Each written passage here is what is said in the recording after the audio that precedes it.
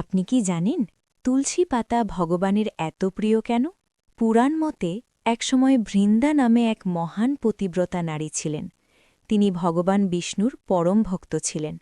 তার পবিত্রতা ও ভক্তির শক্তিতে তার স্বামী অসুর রাজা জলন্ধরকে দেবতারা কোনোভাবেই পরাজিত করতে পারছিলেন না। তখন ভগবান বিষ্ণু একদিন জলন্ধরের রূপ ধারণ করে বৃন্দার সামনে উপস্থিত হন। বৃন্দা ভেবেছিলেন তার স্বামী ফিরে এসেছে।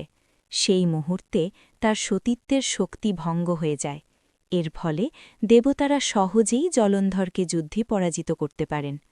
পরে বৃন্দা যখন সত্য জানতে পারেন তখন তিনি খুব কষ্ট পান এবং ভগবান বিষ্ণুকে অভিশাপ দেন, তুমি পাথর হয়ে যাবে।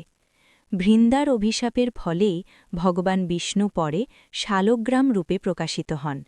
এরপর ভগবান বৃন্দাকে আশীর্বাদ দেন যে তিনি পৃথিবীতে তুলসী গাছ রূপে জন্ম নেবেন এবং ভগবানের পূজা কখনো তুলসী পাতা ছাড়া সম্পূর্ণ হবে না।